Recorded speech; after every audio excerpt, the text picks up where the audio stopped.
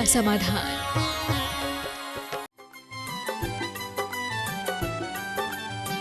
इस कार्यक्रम के पुण्यार्चक हैं श्री चंद्रसेन विनोद कुमार जैन, रामपुर वाले, VKJ projects private limited, Dehradun. स्वर्गीय श्री कैलाश चंद जी सेठी व स्वर्गीय श्रीमती कमला देवी सेठी, कुचील, मदनगंज, किशनगढ़ वालों की पुण्य स्मृति में सेठी परिवार व मुंबई निवासी सुपुत्र राजेंद्र सेठी, पुत्र वधू वर्षा सेठी, पौत्र शिखर सेठी, पौत्री कनुप्रिया सेठी।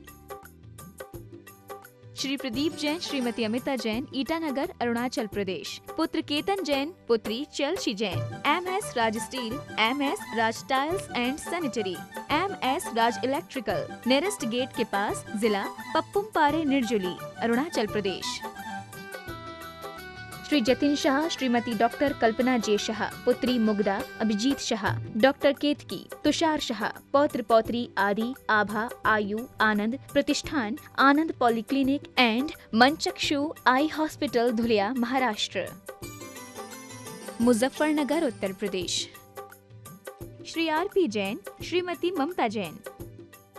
परम पूज्य 108 मुनिवर्षी प्रसाद सागर जी मुनि महाराज की जय जय जय। परम मुनि श्री हरह सागर जी महाराज की जय जय जय। परम मुनि श्री शैल सागर जी महाराज की जय जय जय। परम मुनि श्री निखलंग सागर जी महाराज की जय जय जय। उपस्थित धर्म श्रद्धालु सज्जनों, माताओं एवं बहनों, जैसा कि आपको विदित ही है कि भारतवर्ष की हृदय स्थली मध्य प्रदेश की राजधानी भोपाल, जिसे झीलों की नगरी के रूप में जाना जाता है, उसकी श्यामला हिल के टैगोर हॉस्टल के इस वाल प्रांगण में नवनिर्मित नैनाभिराम पांडाल के अंतर्गत 84 मंडलीय संस्कृत का शिक्षक महामंडल विधान पिछले 4 दिनों से सतत आयोजित है। और आज की प्रातः काल के सत्र में 64 अर्घ जो गणधर वलय के हैं उनके साथ आज की आराधना पूर्ण हुई। और जैसा ही गुरुदेव ने प्रातः काल बताया था कि जैसे जैसे अर्घों की संख्या बढ़ती चली जा रही है, यहाँ भोपाल वासियों के उत्साह और उमंग भी उसी अनुपात में बढ़ते चले जा रहे हैं। बंधुओं, मुझे तो ऐसा लगता है कि वो अंतिम दिन आते आते इतना उत्साह और इतना उमंग और इतनी प्रभावना होगी जो भोपाल पर हुई पिछली सारी धर्म प्रभावना की कीर्तिमान को पीछे छोड़ते हुए एक नया कीर्तिमान स्थापित करेगा। चलिए, मैं आपको अपना उत्साह और उमंग इसी तरह बनाए रखिए एक नए इतिहास के सृजन के लिए। और इसके साथ कि मैं आपको ले चलूं संघ का समाधान की ओर, इसके पूर्व हम लोग सभी सामूहिक रूप से पूज्य गुरुदेव के मंगलमय आशीर्वाद से अपन लोग को अभिषेक करेंगे। बोलिए मेरे साथ, नमोस्तु गुरुदेव, नमोस्तु गुरुदेव, नमोस्तु गुरुदेव, नमोस्तु गुरुदेव, नमोस्तु गुरुदेव, नमोस्तु गुरुदेव। बोलेंगे श्री प्रमाण सागर जी महाराज की जय जय। और जैसा कि आपको बताया गया है पूर्व में कि आज का ये संघ का समाधान सत्र एक विशेष रूप में समायोजित है। आज हमारे बीच सरदार वल्लभ भाई पॉलिटेक्निक महाविद्यालय के प्राचार्य एवं प्राध्यापक गण और स्थानीय CA एसोसिएशन के प्रतिभावान सदस्य उपस्थित हैं और वही लोग मुख्य रूप से जिज्ञासु के रूप में यहाँ उपस्थित होंगे। मैं सर्वप्रथम आमंत्रित कर रहा हूँ इस विशाल प्रांगण के जो प्रस्थाल प्रांगण से जो एसोसिएटेड हैं सरदार वल्लभ भाई पॉलिटेक्निक। और इससे पूर्व में एक आपको बहुत अच्छी सूचना देना चाहता हूं कि पूज्य गुरुदेव के आह्वान पर स्थानीय हबीबगंज में वो सहस्कुट जैन चैतालय में स्थापित होने वाले मूर्तियों के लिए जो गुरुदेव की प्रेरणा हुई थी, उससे प्रभावित होकर के इतनी उत्साहवर्धक लोगों ने अपना रिस्पांस दिया है कि सारे के सारे 250 प्रतिमाओं की स्वीकृति प्राप्त हो चुकी है। इसीलिए कम समय में सिर्फ 2 दिन के आह्वान पर यह पूज्य गुरुदेव के करिश्माई व्यक्तित्व और उनकी प्रभावी वक्तशैली का प्रणाम है बंधुओं।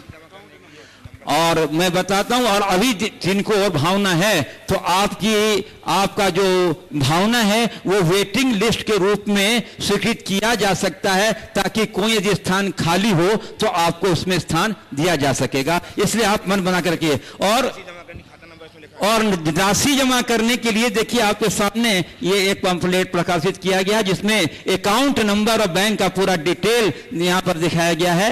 आप इसे देख रहे होंगे, आप इसे नोट कर लीजिए और नहीं तो कार्यालय से और यहाँ स्थानीय पदाधिकारियों से संपर्क करके जो दूर लोग हैं कर सकते हैं। और चलिए इसके बाद मैं आपको सर्वप्रथम आमंत्रित कर रहा हूं सरदार वल्लभ भाई पॉलिटेक्निक महाविद्यालय भोपाल के प्राचार्य डॉक्टर आशीष डोंगरे को, और उसके बाद तैयार रहेंगे डॉक्टर अरविंद सिंह तोमर, प्राध्यापक मैथमेटिक्स।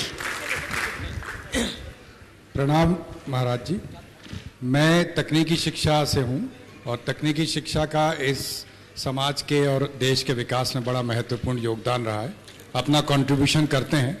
पर एक चीज जो शिक्षा में देखी जा रही है कि teacher and the taught relationship, जो गुरु शिष्य के बीच का जो रिश्ता है, वो जो जब हम पढ़ते थे तब बड़ा स्ट्रांग रहा करता था, लेकिन आज की तारीख में देख रहे हैं कि वो रिश्ता आईटी युग की वजह से कि क्या कारण है, वो धीरे धीरे बड़ा कमजोर होता जा रहा। पहले मुझे याद है हमको जब सर लोग पढ़ाते थे तो अगर उसकी क्लास में 100 बच्चे हैं तो हर बच्चे का उसको नाम भी पता होता था, आचरण भी, व्यवहार भी, माता पिता से भी संबंध रहता था।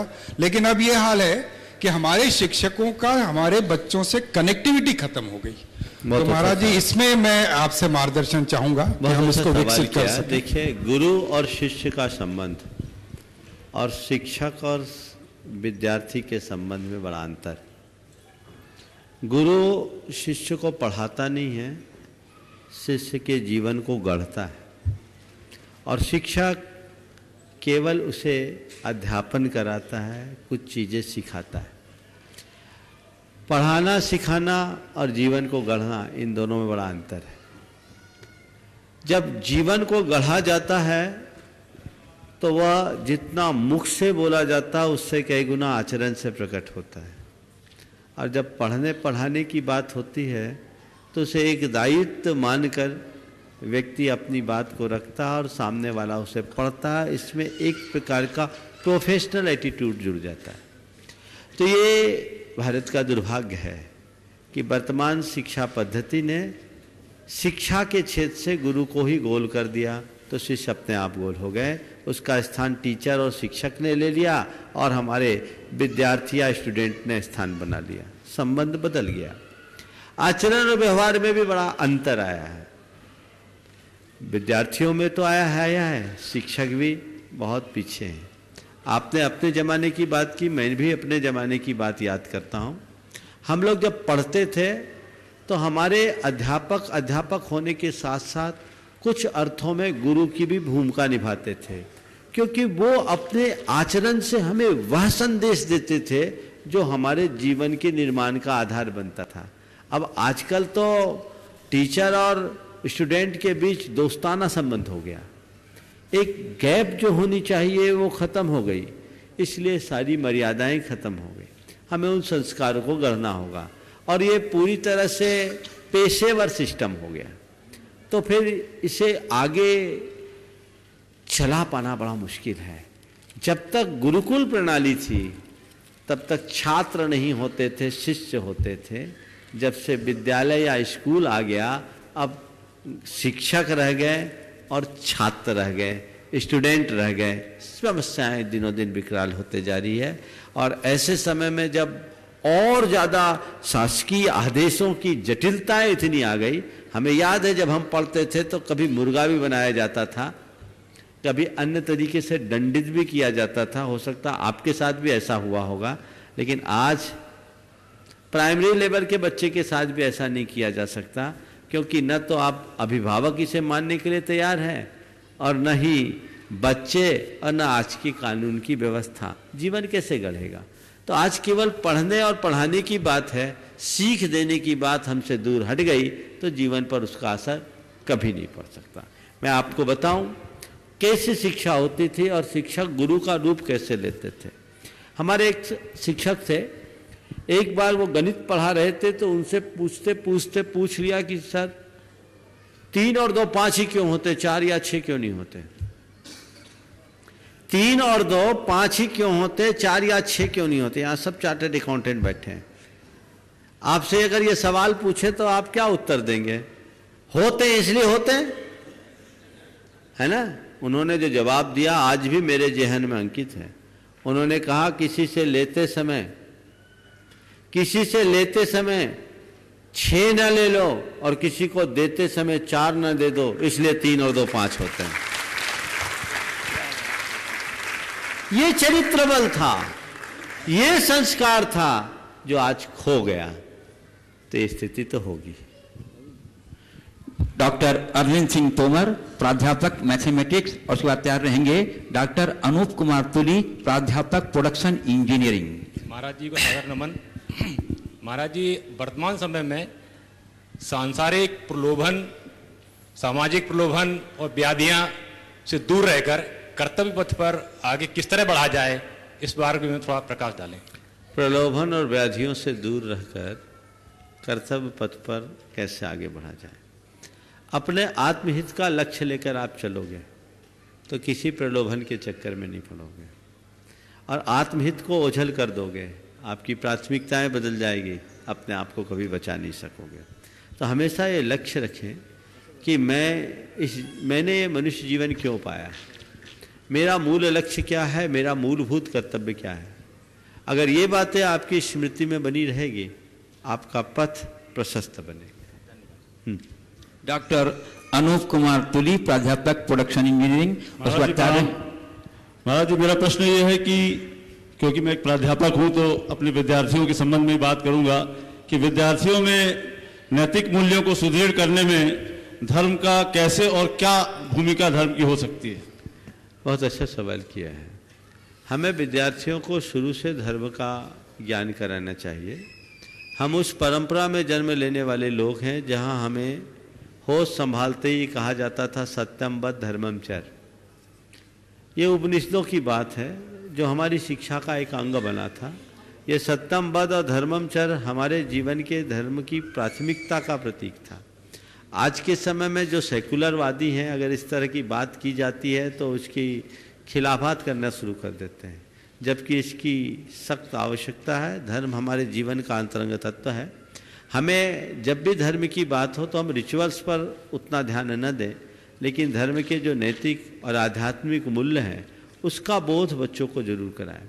बच्चों के दिल दिमाग में ये बात अंकित करने की ज़रूरत है कि जीवन के उतार चढ़ाव में स्थिरता लाने के लिए धर्म के अतिरिक्त हमारे पास और कोई माध्यम नहीं। इसलिए हम अपने जीवन में धर्म को धारण करें और स्थिरता लाएं। अगर हम धर्म के इस पक्ष को बच्चों के जीवन में अंकित करने में सफल होते हैं तो मुझे पूरा विश्वास है बच्चों का न केवल धर्म के प्रति झुकाव बढ़ेगा, अपितु उसके प्रभाव से वे अपने जीवन का विकास भी करेंगे। धन्यवाद। डॉक्टर मुकेश मिश्रा, प्राध्यापक मैकेनिकल इंजीनियरिंग। उसके बाद तैयार रहेंगे श्री नरेश जैन, प्राध्यापक सिविल इंजीनियरिंग। मुनिश्री के चरणों में नमन। मैं महाराज जी एक आध्यात्मिक प्रश्न पूछना चाहता हूँ। मुझे लगता है कि मनुष्य के जीवन में सबसे बड़ी आध्यात्मिक उपलब्धि ये है कि हम जिस क्षण चाहें अपना हृदय अपार श्रद्धा से भर जाए और जिस क्षण चाहें तो हम विचार शून्यता की स्थिति को प्राप्त हो जाए। इसके बाद मेरे दो प्रश्न हैं। क्या मैं सही सोचता हूँ? दूसरा यह है कि यदि मैं सही सोचता हूँ तो इसको प्राप्त करने का मार्ग क्या है? बिल्कुल ठीक है। अपार श्रद्धा से विचार शून्यता, ये हमारी साधना का लक्ष्य है। अगर हम जैन साधना की दृष्टि से करें तो हमारे मार्ग की शुरुआत श्रद्धा से होती है और उसकी पूर्णता विचार शून्यता से होती है। पर जो आपने बात कही जिस क्षण चाहें, वही हमारे हाथ में नहीं। इसलिए हमें इसे थोड़ा संशोधित करना चाहिए। बस हम हर क्षण ये चाहें कि हमारे अंदर अपार श्रद्धा हो, हमारी श्रद्धा प्रगाढ़ हो, और श्रद्धा प्रगाढ़ हो जाए तो अगले क्षण चाहें कि कब हम निर्विचार दशा को प्राप्त करें। श्री नरेश जैन, प्राध्यापक सिविल इंजीनियरिंग। उसके तैयार रहेंगे डॉक्टर मनोज सिंह, प्राध्यापक मैथमेटिक्स। सरदार वल्लभ भाई पॉलिटेक्निक महाविद्यालय के इस प्रांगण में मैं संस्था परिवार की ओर से और अपने परिवार की ओर से आपके प्रति बारंबार नमोस्तु महाराज। मेरा प्रश्न ये है कि जो कार्य हमें नहीं करने होते हैं उन कार्यों को हम बहुत दृढ़ता पूर्वक करने की ठानते हैं, जबकि जो कार्य हमें करने होते हैं उसके प्रति उतनी दृढ़ता हम नहीं दिखा पाते हैं और मन मार के उन कार्यों को छोड़ने की कोशिश करते हैं। इस संबंध में क्या किया जाना चाहिए? महाराज से मार्गदर्शन। देखिए, ऐसा है, आप तो गाड़ी चलाते हैं, जब भी लाल बत्ती आती है गाड़ी रोकते हो कि रोकनी पड़ती है? रोकनी पड़ती है ना। लाल बत्ती आती है, आपको गाड़ी रोकनी पड़ती है। हरी बत्ती देखकर आप स्पीड बढ़ाए, आपकी इच्छा पर है। अक्सर आपका अनुभव होगा कि लाल बत्ती आने के बाद अरे कोई इस तरह की खीज आपने प्रकट जरूर की होगी, लेकिन हरी बत्ती दिख रही है तो कभी ये नहीं लगा होगा चलो अभी हरी बत्ती है एकदम तेजी से निकल जाओ, बहुत कम। यह मनुष्य की दुर्बलता है, उसका निषेध की तरफ झुकाव ज़्यादा होता है, विधान की तरफ कम। समझ गए? तो ये हमारे संस्कार में है, जो नहीं करना चाहिए, जो हमारे लिए वर्जित है, उधर हमारा चित्त भागता है क्योंकि वो ढलान है, और जो विधेय है उसकी तरफ हमारा अनुराग कम होता है क्योंकि उसमें ऊपर उठना है। तो हम अपने जीवन की दिशा को बदलें। अगर मनुष्य की रुचि जग जाए तो अपने आप जीवन में बहुत बड़ा परिवर्तन घटित हो सकता है। नमस्ते। डॉक्टर मनोज सिंह प्राध्यापक मैथमेटिक्स बता रहेंगे। डॉक्टर अशोक जैन प्राध्यापक सिविल इंजीनियरिंग। महाराज जी को प्रणाम। महाराज जी, विश्व के सभी जनों को प्यार, स्नेह और अपनापन चाहिए और सब चाहते भी हैं, पर फिर भी विश्व में समाज में वैमनस्यता बढ़ती ही जा रही है। जैसे रंग भेद, जाति भेद, धर्म भेद, पदों का भेद बढ़ता ही चला जा रहा है। भाई बात यह है कि एक तो चाहना और एक करना। चाहते तो सब हैं, करे तब तो। ये बताइए संसार में ऐसा कौन है जो स्वर्ग जाना पसंद नहीं करता? हर कोई स्वर्ग जाना पसंद करता है कि नहीं करता बोलो? लेकिन काम नरक के करता है। सवाल इसका नहीं कि हमने आदर्श किसे बनाया, सवाल इस बात का है कि हम अनुसरण किसका कर रहे हैं।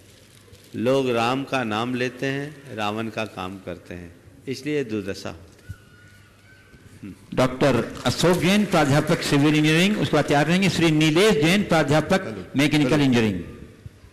परिसर में विराजमान पंच ऋषि राजों के चरणों में नमोस्तु नमोस्तु नमोस्तु। महाराज जी, धर्म हमारी मानसिक और आध्यात्मिक उन्नति की राह प्रशस्त करता है, परंतु यह भी सच है कि इतिहास में सर्वाधिक सामाजिक विसंगतियां अलग अलग धार्मिक आस्थाओं के कारण ही हुई हैं। तो ये विसंगतियां क्यों हैं महाराज जी? इस पर कोई? इन विसंगतियों का कारण धार्मिक आस्थाएं नहीं है, धार्मिक असहिष्णुता है। अगर हमारी धार्मिक सहिष्णुता हो तो चाहे दुनिया में कितने भी धर्म हो, कभी संघर्ष ना हो। हमें परधर्म सहिष्णुता को प्रोत्साहित करना चाहिए। श्री नीलेश जैन प्राध्यापक मैकेनिकल इंजीनियरिंग, उसके बाद तैयार रहेंगे श्रीमती सोनल जैन व्याख्यात। ज्ञान लक्ष्मी के पुत्र मुनि श्री 108 पे महासागर जी महाराज के श्री चरणों में बारंबार मेरे परिवार की तरफ से नमोस्तु, सभी रिश्तेदारों की तरफ से बारंबार नमोस्तु, मुनि संघ के चरणों में बारंबार नमोस्तु। महाराज जी, जब से आपका भोपाल में आगमन हुआ तो आपके सानिध्य में आने की बड़ी प्रबल इच्छा थी, पर पुण्य का संचय कुछ कम था और ऐसा सुअवसर प्राप्त नहीं हो पा रहा था। पर जब सवाल कर लो जल्दी से। इच्छा शक्ति सच्ची होती है तो महाराज जी ईश्वर छप्पड़ फाड़ के देता, और आज इतना प्रबल संयोग बना, इतना सुअवसर हुआ कि मेरा मन बहुत प्रसन्न और गदगद महसूस हो रहा है। मुनि से एक छोटी सी शंका ये है कि विज्ञान का एक बहुत फेमस नियम है कि प्रत्येक क्रिया के विपरीत एक प्रतिक्रिया होती है। एवरी एक्शन है इक्वल एंड अपोजिट रिएक्शन। तो जब हम कभी अपने कार्य करने जाते हैं कोई अच्छा काम, तो लोग प्रतिक्रिया उस पर देना प्रारंभ कर देते हैं, वो भी विशेष तौर पर नकारात्मक होती हैं आज की जीवन शैली में। तो महाराज जी, ऐसा कोई समाधान बताइए कि हम अपने अच्छे कार्य में नकारात्मक प्रतिक्रियाओं को नकारते हुए आगे कैसे बढ़ें, और साथ ही हमारे यहाँ पे छात्र बैठे हुए हैं, ये अपना जीवन सफल करते हुए राष्ट्र निर्माण में कैसे सहयोग प्रदान कर सकते हैं? देखिए, नकारात्मक प्रतिक्रियाओं को हम नकारे कैसे? मैं तो ये कहता हूँ कि नकारात्मक प्रतिक्रियाओं से प्रभावित होना भी नकारात्मकता है। आप उनसे प्रभावित ही मत होइए, नकारने की जरूरत ही नहीं है। आप उन्हें नज़रअंदाज कीजिए, आप प्रभावित रहिए। सामने वाला जो कह रहा है करने दीजिए, हमें आगे बढ़ना है। एक बात बोलूं, हम जितना आगे बढ़ते हैं, गाड़ी चलाते हो जी महाराज, गाड़ी को जितनी तेज गति से चलाओगे धुआं भी उतना तेज उड़ेगा। जी महाराज। हमारा काम गाड़ी की गति को नियंत्रित करने का होना चाहिए, धुएं की तरफ ध्यान नहीं देना चाहिए। धुआं देखोगे तो मामला गड़बड़ होगा, इसलिए हम उस चीज़ को ध्यान में देख करके चले और अपना काम आगे बढ़े। जिनके नाम की मैं घोषणा करूं वो कृपया अपने स्थान पर शीघ्र खड़े हो जाएंगे ताकि माइक आप तक पहुंच सके। श्री अमित जैन, उसके बाद तैयार रहेंगे श्री सत्यजीत चटर्जी। नमोस्तु महाराज जी। हमारा जो डे टू डे एक्टिविटी के अंदर हम लोग अपने जो क्लाइंट हैं उनको रिप्रेजेंट करते हैं, तो कई बार ऐसे हमें हर तरीके के कार्य में उनको रिप्रेजेंट करना पड़ता है, तो हमारे मन में शंकाएं रहती हैं कि कई बार हम कुछ चीज़ें जो हमें करना पड़ता है उसके लिए हमें अंदर से बड़ा भाव आता है कि हमें क्या करना चाहिए, per day to day life में हमें अपने जो प्रोफेशन है उसके हिसाब से हमें उसमें इन्वॉल्व रहना पड़ता है, तो उसके बारे में कुछ मार्गदर्शन चाहते हैं। देखिए, आप सब तो चार्टर्ड अकाउंटेंट हो और ऑडिट करना आप सबका काम है। ऑडिट का मतलब क्या है? अकाउंट्स को वेरीफाई करना है कि वो सही पिक्चर बता रहे हैं कि नहीं बता रहे। हाँ, किसी व्यक्ति या संस्था के लेखा का परीक्षण कर उस पर सत्यता की मुहर लगाना, जी यही है ना? जी। तो ये आप काम करते हैं, कायदे से आपको अपने प्रोफेशन का धर्म पालना चाहिए। जी। जिस वजह से आप सबकी नियुक्ति है आपको वो करना चाहिए, लेकिन आज का समय कुछ ऐसा हो गया है कि आप कहोगे महाराज ऐसा करने लगेंगे तो हमारे पास कोई क्लाइंट ही नहीं आएगा। जी। लेकिन ऐसी बात नहीं है। आप जो भी कार्य करें कम से कम नैतिकता की सीमा के भीतर रहकर करें। जी। और सही, आप लोग कर सलाहकार का भी काम करते हैं साथ साथ। सही कर सलाहकार वो नहीं जो आदमी को कर बचाने का रास्ता बताए। मेरी दृष्टि में सही कर सलाहकार वो है जो सरकारी प्रावधानों का लाभ उठाकर व्यक्ति को कर से भी बचाए और परेशानी से भी बचाए। अगर ये दोनों काम आप करके चलेंगे तो कहीं दुविधा आपके मन में नहीं रहेगी। धन्यवाद। श्री सत्यजीत चटर्जी सीए, उसके बाद तैयार रहेंगे श्री नरेश रजानी सीए। महाराज जी के श्री चरणों में मेरा नमन। सर, मैं अपने प्रोफेशन में जैसे भी काम करता हूँ पूरी ईमानदारी से करने की कोशिश करता हूँ, लेकिन जैसे कि मनुष्य की जिज्ञासा हमेशा रहती है कि मेरा फ्यूचर क्या होने वाला है। आज की जितनी परवाह करता है उससे कहीं ज़्यादा परवाह उसको रहती है कि मेरे भविष्य में मुझे क्या मिलने वाला है, नहीं मिलने वाला है, मेरे बच्चे कैसे होंगे। इस दिशा में आपसे मैं एक सवाल करना चाहूँगा। मुझे लगता है कि लोग एस्ट्रोलॉजी की तरफ बहुत ज़्यादा ध्यान देते हैं और ये सोचते हैं कि एस्ट्रोलॉजी से मुझे समाधान मिल जाएगा और शायद मेरी दशा अच्छी चल रही है, मेरी दशा खराब चल रही है। जैन धर्म या आप पर्सनली इस बारे में क्या सोचते हैं? क्या इसको कहा जा सकता है कि ये देवताओं की वाणी है और देवताओं ने हमारे लिए एक मार्ग प्रशस्त किया हुआ है? इस बारे में आप क्या सोचते हैं? आपके सवाल का दो अंश है। सबसे पहली बात आपने की कि भविष्य की चिंता रहती। मैं तो आपकी भाषा में आपसे यही कहूँगा, जिसका निवेश अच्छा है उसका भविष्य हमेशा अच्छा होता है। समझ गए? हम अच्छा निवेश करें। आप पूंजी के निवेश की बातें सिखाते हो, हम पुण्य के निवेश की बात करते हैं।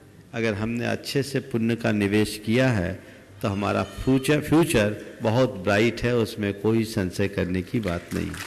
हमें उसका प्रयास करना चाहिए। दूसरी बात जो आपने की एस्ट्रोलॉजी के संदर्भ में, मैं एक ही वाक्य में आपकी बात का उत्तर देना चाहूँगा। कुछ लोग बार बार किसी पॉमिस्ट के आगे अपने हाथ दिखाते हैं। मैं इतना ही कहता हूँ, भाग्य उनका भी होता है जिनके हाथ नहीं होते। भाग्य उनका भी होता है जिनके हाथ नहीं होते। इसलिए इसको लेकर के बहुत ज़्यादा विचार नहीं करना चाहिए। ज्योतिषी के पास वे लोग जाते हैं जिनका आत्मविश्वास कमजोर होता है और जो अंधविश्वासों में फंसते हैं।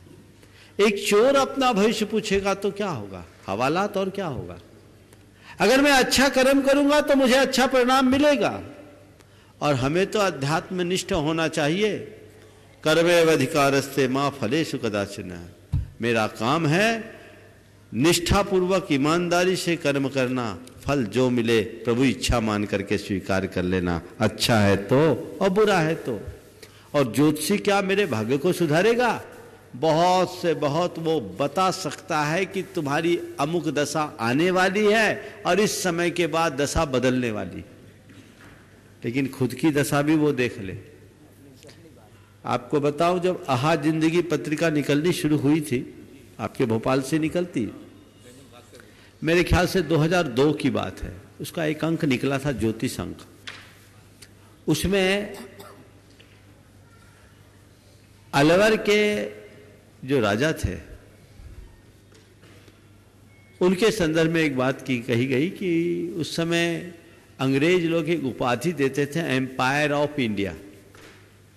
तो किसी ने बताया कि एक मुंबई का बहुत बड़ा ज्योतिषी है, वो बता देगा कि आपको ये उपाधि मिलेगी कि नहीं। पता नहीं राजा को क्या सूझी, उसे मुंबई से बुलाया गया, स्पेशल सैलून से आया, और उस व्यक्ति का 1000 रुपया पर डे का चार्ज था उस जमाने में। वो भी सुना राजकीय अतिथि बनकर आया हूं मैं, स्पेशल सैलून से आया है। स्टेशन पर एक भी आदमी लेने के लिए नहीं गया। जब वो आया राज दरबार में, अकेला आया, अपना परिचय दिया कि मैं मुंबई से आया हूँ, ये मेरा नाम है, मैं ज्योतिषी हूँ। बोले ठीक है ज्योतिषी, यहाँ क्यों आए? बोले आपका फलित बताने के लिए, आपका भविष्य बताने के लिए।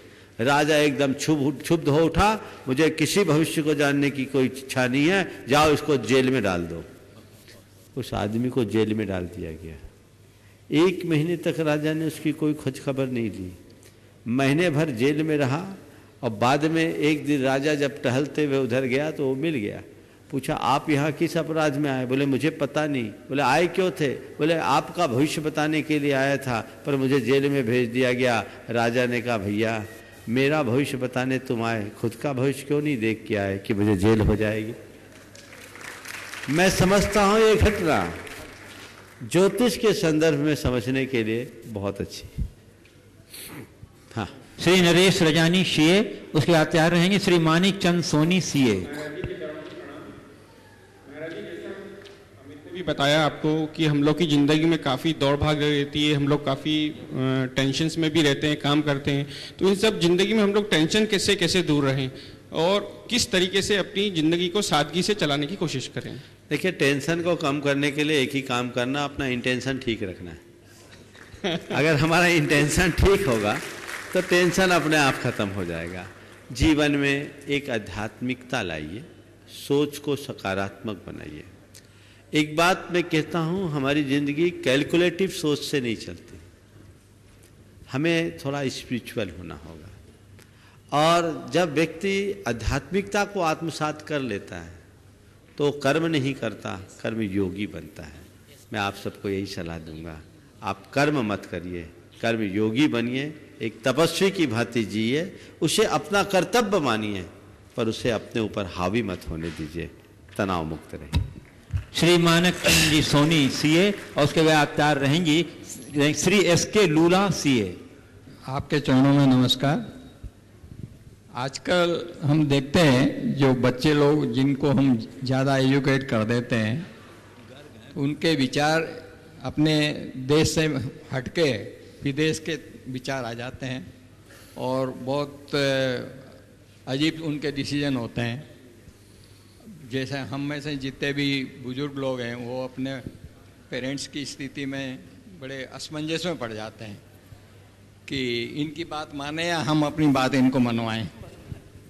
तो इसका कोई समाधान आप सजेस्ट करें? देखिए, इसकी मूल वजह को हमें समझना चाहिए। मेरी दृष्टि में इसकी मूल वजह आज की शिक्षा पद्धति है। आज भारतीय बीज को विदेशी खाद मिल रहा है, संस्कार पूरी तरह बिगड़ रहे। आज भारत में जन्म लेने वाले, भारत में पलने बढ़ने वाले बच्चों को जो शिक्षा और संस्कार दी जा रही है वो उसे भारतीयता से विमुख कर रहे हैं। तो ये सोच में अंतर है और ये एक बहुत बड़ी समस्या है। आपने जो सवाल किया, इसमें हम क्या करें? उनकी माने कि अपनी मनवाएं? मैं तो ये कहता हूँ, अभी से बच्चों को इस तरह से तैयार कर दें कि आपको मानने की जरूरत ना हो, बच्चा आपकी मानना शुरू कर दे। प्रारंभ से होना चाहिए। आज भी मेरे संपर्क में ऐसे लोग हैं जो बड़े प्रोफेशनल है। एक बच्चा है अभी यूके में है और एक बड़ी कंपनी में स्टार्टअप में उसको उसका स्टेक मिला। बड़ी कंपनी ने उसको पढ़ाई करते करते उसकी क्षमता और प्रतिभा को देख के प्रभावित हुए और आज वो बहुत बड़ी अच्छी स्थिति में है।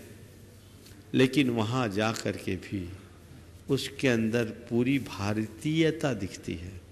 वो वहाँ अपने हाथ से बनाता खाता, प्रतिदिन अपने माता पिता से बात करता, उनको आदर सम्मान देता है। और उसके पिताजी ने आकर के एक बार कहा कि महाराज, अपने कंपनी के प्रेसिडेंट से जब वो मिला तो उस व्यक्ति ने उसे देख करके कहा कि तुम्हें देख करके मुझे बहुत अच्छा लगता है, तुम्हें देखता हूँ तो तुम में मुझे भारत का दर्शन होता है, क्योंकि बाकी सब हमारे नकल करते हैं। तुम्हें देखकर भारत का दर्शन करता हूँ, बाकी सब हमारे नकल करते हैं। और वो सब उनके पिता का परिणाम था। तो हम अगर अच्छे संस्कार दें तो आज भी संतान हमारे रास्ते पर चलने के लिए तैयार है। उसके पिताजी का रियल एस्टेट का अच्छा कारोबार, उसने अपने पिताजी से कहा कि पापा, मेरे लिए एक यहाँ अच्छा अवसर मिल रहा है, मैं आपका इकलौता बेटा हूँ, मुझे लगता है कि इस अवसर को इस अवसर का लाभ उठाता हूँ तो बहुत आगे बढ़ूंगा, लेकिन एक बात मुझे लगती है कि आप सबका साथ छूट जाएगा। अब आप बताएं, मेरी प्राथमिकता में आप हो, मेरा प्रोफेशन नहीं। पिता ने कहा, बेटा अभी हमारी चिंता न कर, तेरे को आगे बढ़ने का अवसर मिल रहा है, आगे बढ़, अभी हम अपने काम को संभालने में समर्थ हैं। समय आएगा या तो हम तुम्हारे पास आ जाएंगे या तुम हमारे पास आ जाना। व्यवस्था ऐसी बनती।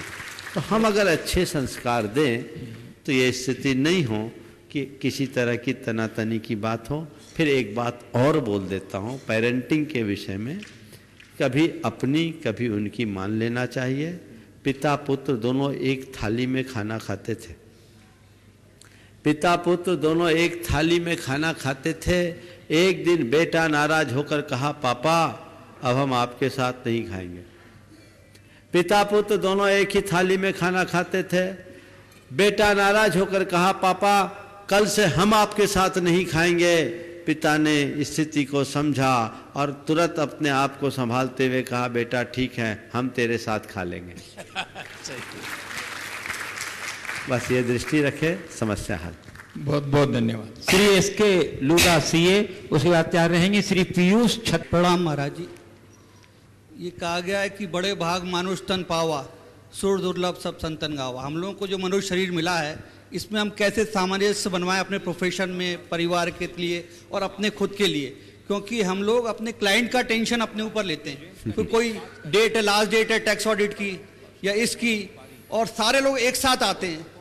तो उन सब में हम कैसे सामंजस्य बनवाएं कि अपने परिवार के लिए भी, प्रोफेशन के लिए भी और अपने खुद के लिए भी, जिसके लिए मनुष्य शरीर मिला है, हम इसको किस प्रकार अपने को सामंजस्य बिठाएं। बहुत अच्छी बात है। आपने अपने जीवन की सार्थकता और सफलता के संदर्भ में बात की। हमें अपना सिस्टम ठीक करना होगा। जब सबको पता है कि पहले से सरकार ने हमारी रिटर्न भरने की डेट तय कर रखी है, उसके बाद शायद 3-1 महीना एक्स्ट्रा भी देते हैं, पर लोगों ने अपनी आदतें बिगाड़ रखी है। इसकी तरफ, इस विषय में आपके क्लाइंट ही जिम्मेदार नहीं, आप लोग भी हो। हमारे यहाँ तो शुरू से ऐसी ये संस्कार है, जब तक परीक्षा सिर पे नहीं आती तब तक पढ़ाई पर ध्यान नहीं जाता। जब पेपर आता है तो रत जगह करते हैं। अरे रोज का होमवर्क रोज करे तो टेंशन कहाँ। तो मैं तो आप सबसे कहूँगा, मेरे संपर्क में एक बहुत बड़े चार्टर्ड अकाउंटेंट है, बहुत बड़ी फर्म है उनकी। तो सितंबर में प्राय आप लोगों के ऊपर प्रेशर रहता है। वो सितंबर में 10 लक्षण में हमारे 10 दिन के शिविर में आते। 10 दिन एक लीडिंग प्रोफेशनल और चार्टर्ड अकाउंटेंट, वो 10 दिन मैंने एक बार उनसे पूछा, आप इतना समय कैसे निकाल लेते?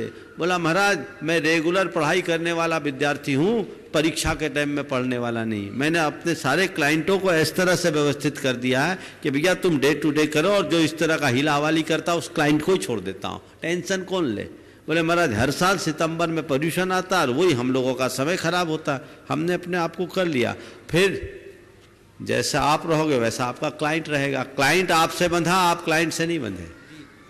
तो थोड़ा सा आदत में परिवर्तन लाइए। एकाएक प्रेशर जो आ रहा है उसे थोड़ा कम करने की शुरुआत कर दे तो मैं समझता हूं ये अतिरिक्त तनाव के बोझ से बचा जा सकता है। श्री पीयूष छत्तर जी, मैंने निवेदन किया था कि हम अपने लिए क्या करें। हाँ, अपने लिए एक बात बहुत अच्छी बात है। व्यक्ति के लिए एक तो मैं आपको कहता हूं आप अपने लिए, अपने परिवार के लिए, अपनी समाज के लिए, तीनों के लिए बात बता देता हूं। अपने प्रोफेशन को अपने ऑफिस तक सीमित रखो, उसका एक समय सुनिश्चित होना चाहिए।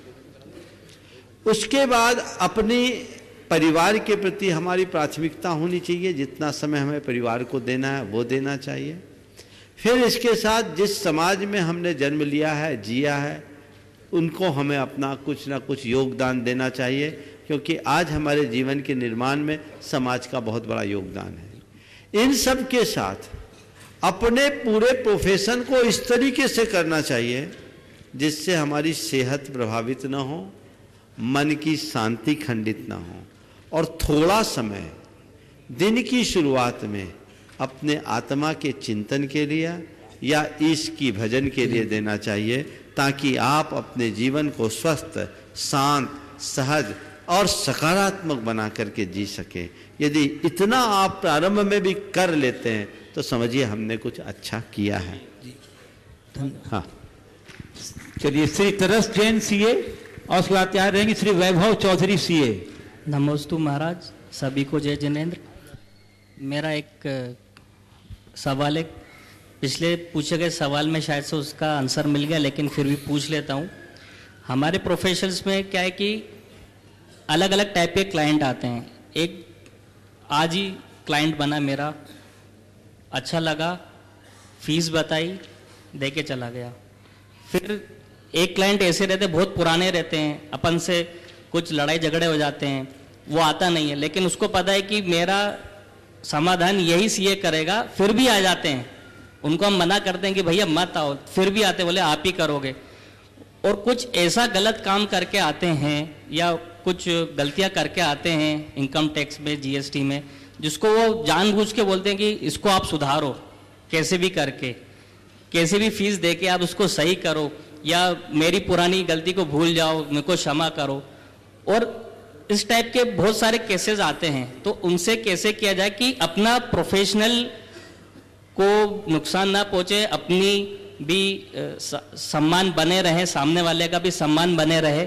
और इसी बारे में आप थोड़ा देखिए, गलती को सुधारना धर्म है, समझ गए, लेकिन दो तरह की गलतियां, एक व्यवहारगत गलती, एक विधानगत गलती। यदि किसी के व्यवहारगत गलती हो तो हमारा धर्म कहता है क्षमा करके उसे सुधारने का प्रयास करना चाहिए, उसे भूल जाना चाहिए। और विधानगत गलतियां हैं तो उसे ये देखना चाहिए कि क्या ये गलती संशोधित करने लायक है, इसका कोई वैधानिक रास्ता है। यदि वैधानिक रास्ता है तो थोड़ी बहुत नसीहत देकर वो रास्ता निकाल देना चाहिए। लेकिन विधानगत गलती के लिए अवैधानिक रास्ता चुनना मेरी दृष्टि में एक नई गलती कर देना है, वो ठीक नहीं है, हमेशा सुधारना चाहिए। बहुत बहुत धन्यवाद। श्री वैभव चौधरी सीए, उसके बाद तैयार रहेंगे श्री शिव मोहन अग्रवाल सीए। महाराज जी नमोस्तु। पंचासीन पंचबालियाती मुनि महाराजों के चरणों में बारंबार नमोस्तु। महाराज जी, आजकल धर्म में राजनीति शामिल हो गई है और अब धर्म में व्यवसायीकरण आ गया है। वर्तमान में अक्सर देखा जाता है कि कुछ लोग वेदी निर्माण, मूर्ति स्थापना एवं मंदिर निर्माण आदि करवा कर अपने कर्तापना को बरकरार रखते हैं। क्या ऐसा करना उचित है?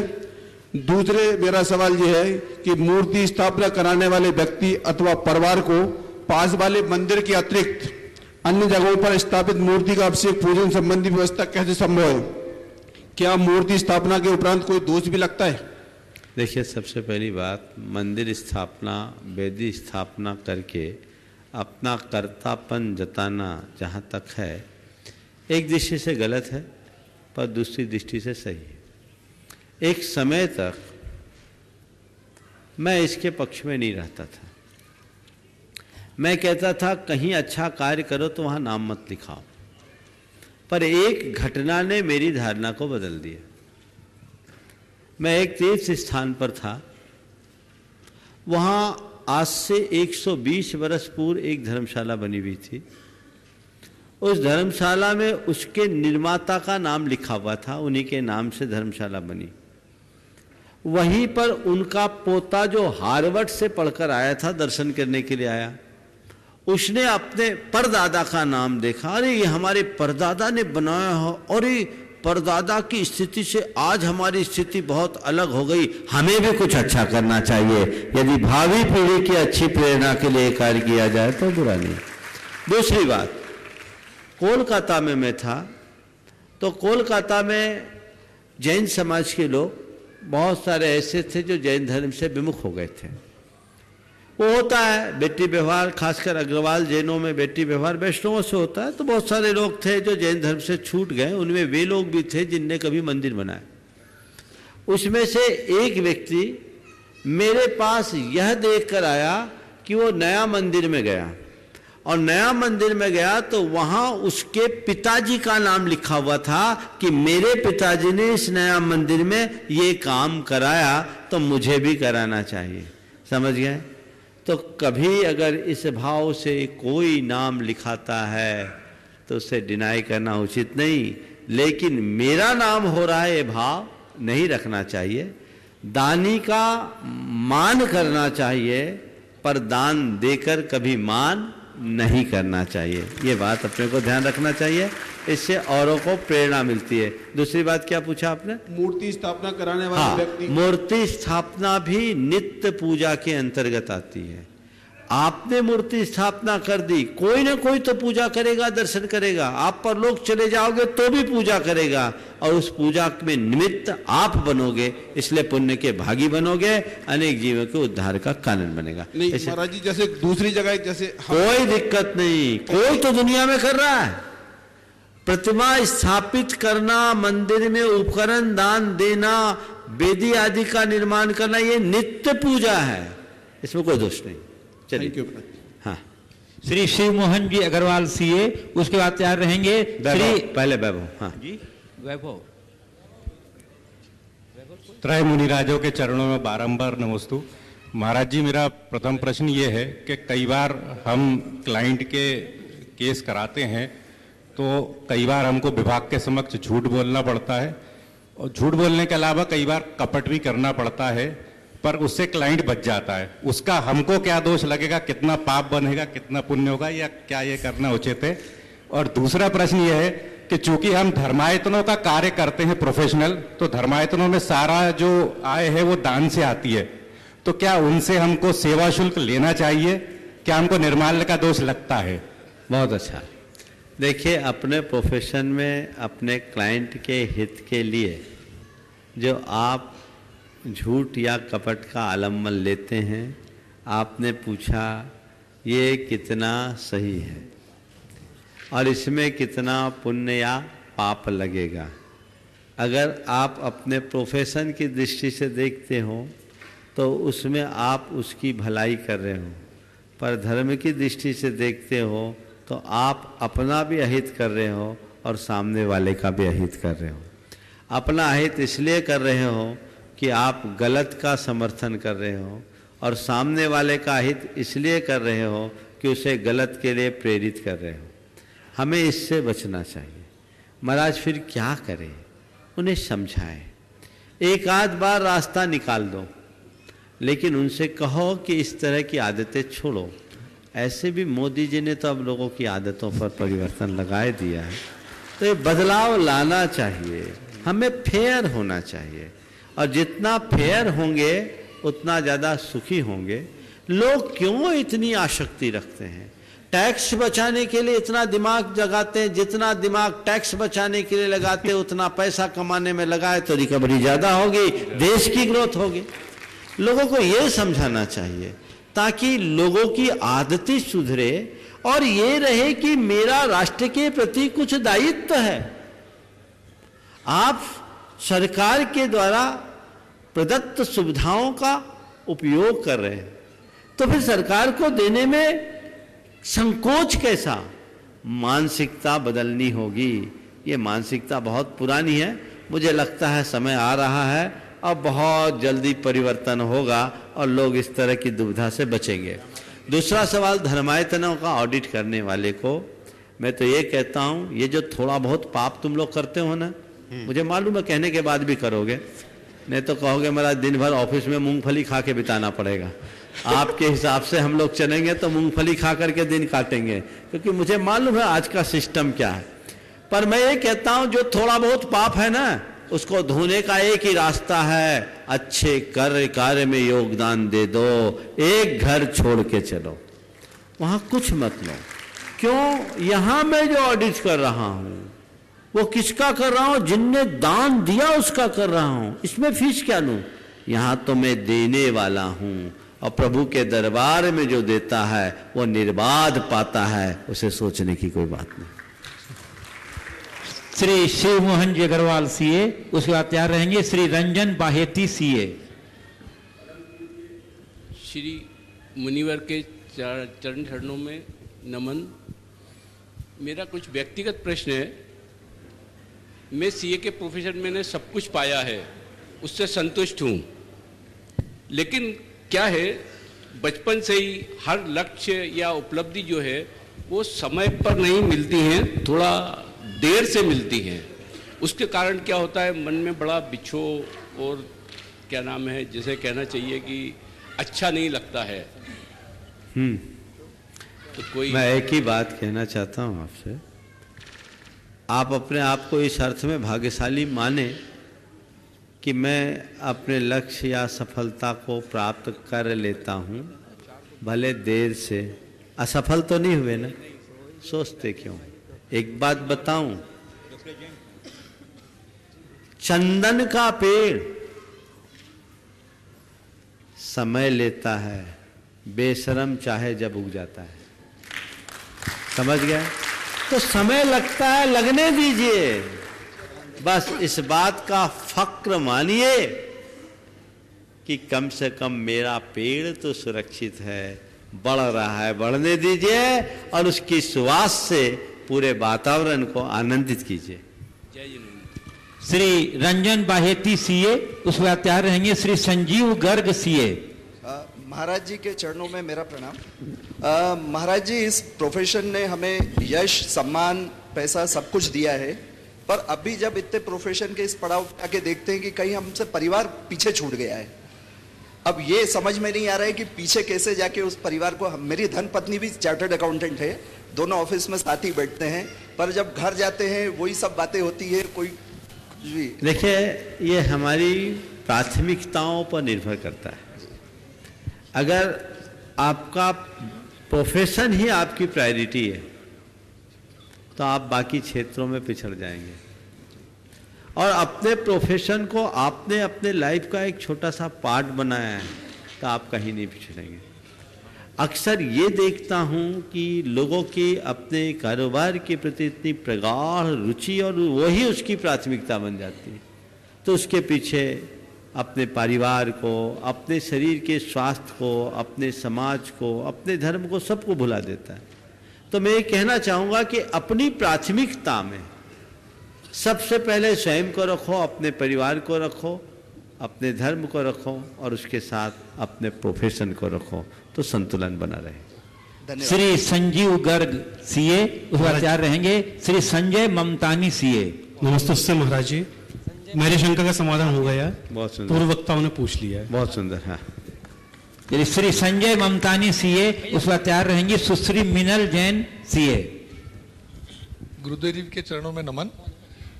मेरे सारे साथी भाइयों ने प्राय सभी प्रश्न पूछ लिए जो मन में शंकाएं थी। मेरे मन में एक शंका ये आ रही कि मैं आपको देख रहा हूँ इतनी देर से, आपके बारे में सुनता हूँ, आप इतना कठिन जीवन जीते हैं, इतनी ठंड में न वस्त्र न ये, इसके बारे में मुझे थोड़ा मार्गदर्शन कीजिए कि हम अपने जीवन को इस सब दुविधाओं के साथ रखते हुए इतनी टफ लाइफ कैसे जी सकते हैं। देखिए, आपको लगता है हम कठिन जी रहे हैं, पर कहीं आपको दिख रहा है कि मैं कठिन हूं? बोलो, आपको क्या लग रहा है, अपने जीवन से हारे थके बोझिल व्यक्ति के पास बैठे हैं या अपनी मस्ती में मस्त किसी साधु के पास बैठे? क्या लग रहा है? बोलिए, क्या दिख रहा है आपको? मैं हारा थका दिख रहा हूं क्या? हताश निराश दिख रहा हूं क्या? फिर आपने जो कहा आपका जीवन बड़ा कठिन है, ध्यान रखना, कठिन वो नहीं जो साधक है, कठिन वो है जो लग्जीरियस है। आपने अपने जीवन को जटिल बनाया है। आपको कहीं निकलना हो, कुछ करना हो तो सब चीज चाहिए। हमें क्या, पीछे कमांडर उठाए चल दिए लोग,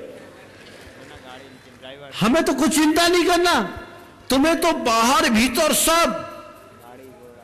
ध्यान रखना, जहां नैसर्गिकता है वहां सहजता है, और जहां कृत्रिमता है वहां जटिलता है। समझ गए? तो जटिल आपका जीवन है, टेंशन आपको, हमको नहीं। हम तो हर पल मजे में है। क्यों? हमारा इंटेंशन क्लियर है, कोई लेना ना देना मगर रहना, ये हमारा जीवन है। हाँ, स्थूल दृष्टि से आप लोग जब देखते हैं कि अरे इतनी कड़कड़ाती ठंड है, आप लोग कपड़ा पहन करके भी कांपते हैं। हम लोग ऐसे ही हैं, 24 घंटे में एक बार भोजन करना है, उसी वक्त पानी पीना है, जीवन भर निरावरण रहकर पैदल चलना है, ये हम लोगों की चर्या है।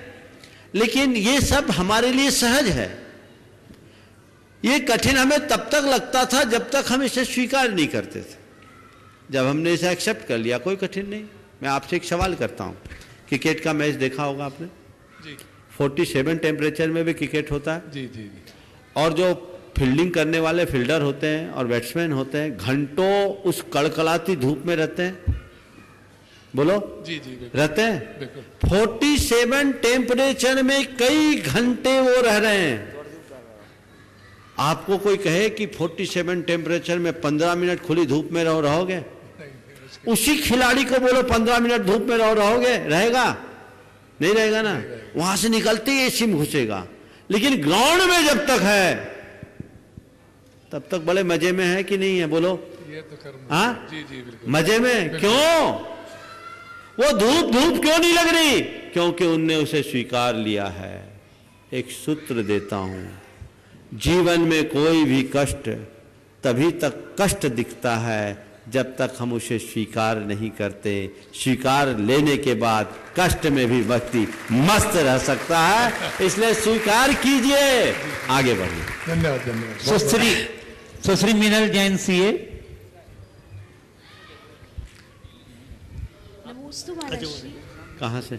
मेरा अच्छा, ये प्रश्न है कि मैं पुणे में जॉब कर रही हूँ और मेरा जो बेसिक हमारे धार्मिक नियम होते हैं, दिन प्रतिदिन मंदिर जाना, एक नॉन वेज जगह जहाँ खाना होता है वहाँ नहीं खाना, और भी मेरे ऐसे नियम हैं। तो ऐसे समय में आज एक धार्मिक साथी की तलाश करना मुझे बहुत ही कठिन प्रतीत हो रहा है, क्योंकि अगर मैं ऐसी अपनी नियम सामने वाले के सामने रखती हूँ या आसपास के मेरे लोग भी हैं तो मुझे वो ये बोलते हैं कि तुम्हारे इतने नियम हैं तो तुम्हें ऐसा जीवन साथी मिलना बहुत ही कठिन है, तो तुम्हें अपने नियम में परिवर्तन करना चाहिए। तो जब मैं ये सब बातें सुनती हूँ तो मुझे बहुत ही दुख होता है और मुझे खुद में भी बहुत ही असंतुलित और मन दुखी होता है कि मैं जो कर रही हूँ वो सही है या मैं जो अपेक्षाएं रख रही हूँ वो सही है। मैं तुमसे सवाल पूछता हूँ, ये नियम तुमने अपने लिए लिए हो या औरों के लिए? जी महाराज जी। ये नियम तुमने अपने लिए लिए कि औरों के लिए? खुद के लिए। अपनी प्रेरणा से ली या दूसरों की? खुद, मतलब खुद की प्रेरणा से और आचार्य श्री हमारे महाराज श्री खुद की प्रेरणा से लिए। तो बस एक बात मैं कहना चाहता हूँ, अपने नियमों को अपने जीवन की सबसे बड़ी निधि रख समझो और यही तय कर लो कि मेरे नियमों के अनुरूप जीवन साथी मिलेगा तो ठीक, नहीं तो एकाकी ही अच्छी, क्या बुराई है। नमस्ते मैं महाराज। सबसे कंप्रोमाइज कर लूंगी लेकिन अपने उसूलों को नहीं। एक बात बता देता हूँ, अगर थोड़ा भी चूक कर गई ना तो जिंदगी बड़ी खतरनाक हो जाएगी, क्योंकि विचारों में जब तक सामंजस्य नहीं होता जीवन की समरसता नहीं। जी नमस्ते महाराज जी। हो गए आज? मैं अगर आप इजाजत देते एक सवाल और हाँ, करना चाहता हूं। पूछिए। अभी हमारे संजय ममतानी जी ने जो सवाल किया था, उन्होंने ये पूछा कि इतनी तकलीफ आप क्यों देते हैं अपने आप को।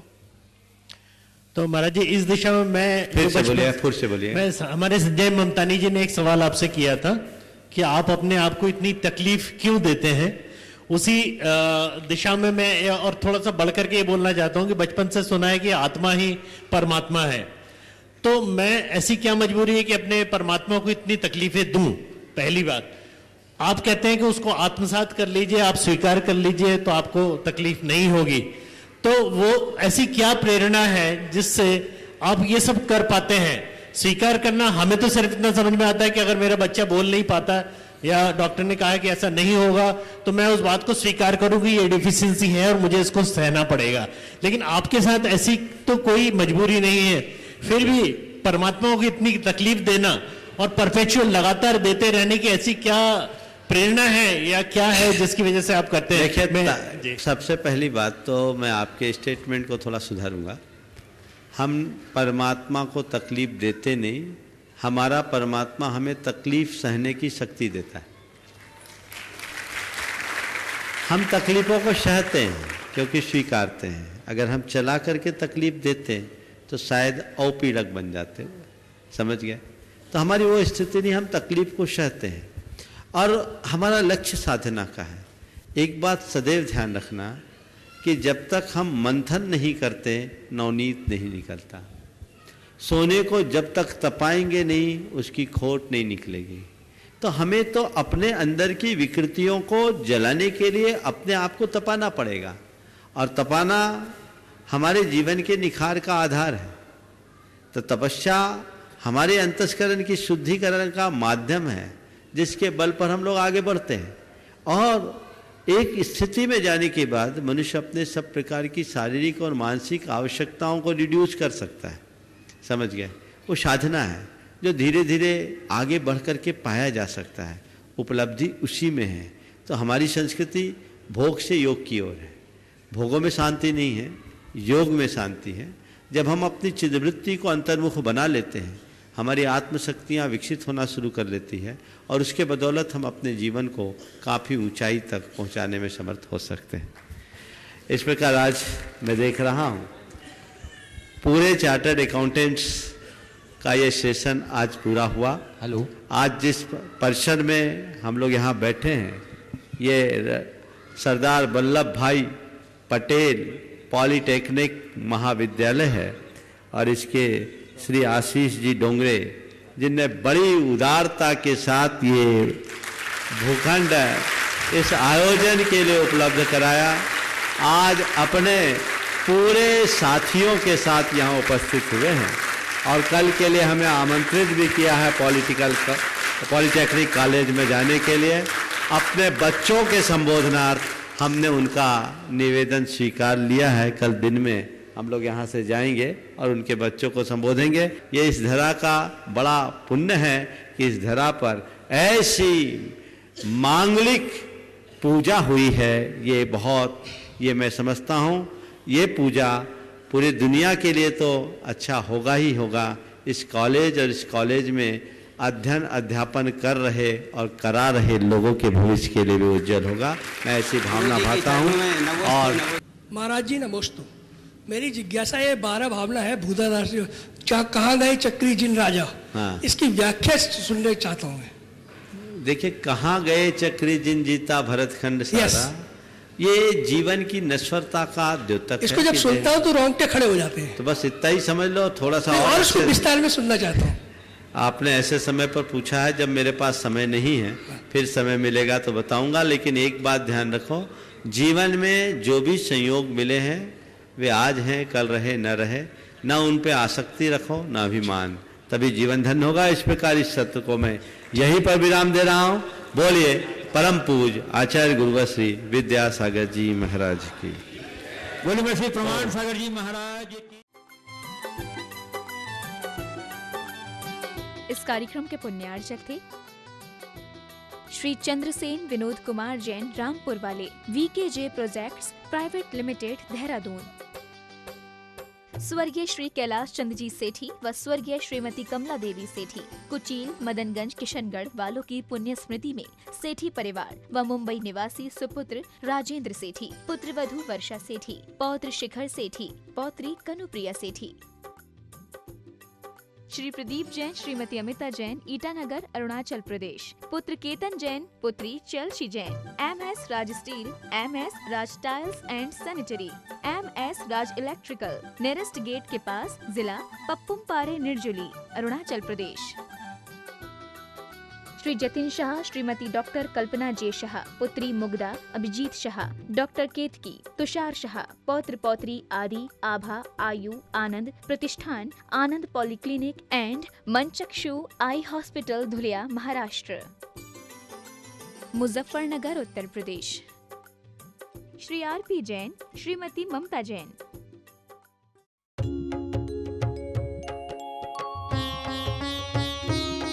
शंका समाधान।